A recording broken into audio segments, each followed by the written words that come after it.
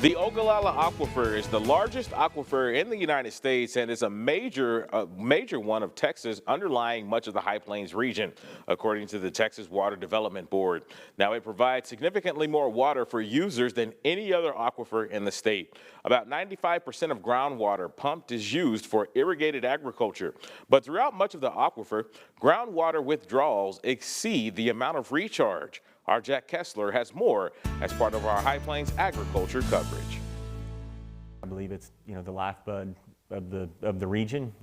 Water's important for any civilization, and I think just everybody understanding that we are using a finite resource is important, and hopefully everybody will think about that when they're deciding how they're going to use their water.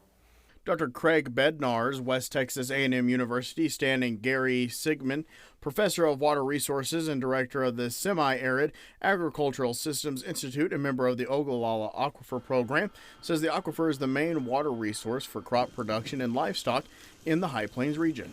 He adds that the aquifer spans from around the Lubbock area to the northern part of the U.S. and even into Canada.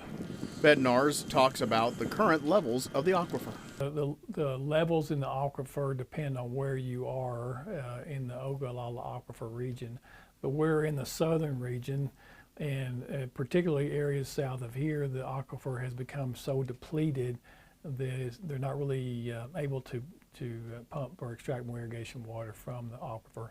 When we get into the Texas Panhandle region, there's still sufficient water to produce crops, but we know through the years of pumping that the aquifer levels in our region have also declined as well.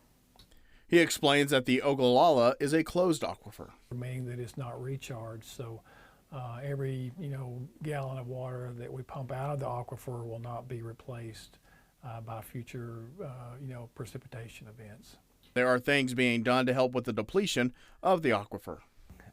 But fortunately, we do have groundwater conservation districts up in this part of the world that are helping to manage that decline of the aquifer. We have some of the oldest groundwater districts in the state of Texas, and that's a good thing that we've had them in place as long as we have to help manage that decline of the aquifer. So what we're trying to do here is to preserve the water that's in the Ogallala Aquifer under the Texas Panhandle so that it can be utilized by future generations. So we're simply just trying to use less water but maintain the the profitability and the production of the agriculture industry in the Texas Panhandle. It may include developing technologies that can help us to schedule irrigations in our crops that will result in improvements in water use efficiency. Some of those techniques may involve using alternative crops that tend to be more drought tolerant and more water use efficient as well. Now, according to a 2019 report from the National Oceanic and Atmospheric Administration, the market value from the Ogallala region's agricultural products totaled roughly $35 billion back in 2007. Now, the report says global warming is likely to make droughts across the Ogallala region longer lasting and more intense over the next 50 years. To see more on our coverage of the Ogallala Aquifer, head to myhighplains.com.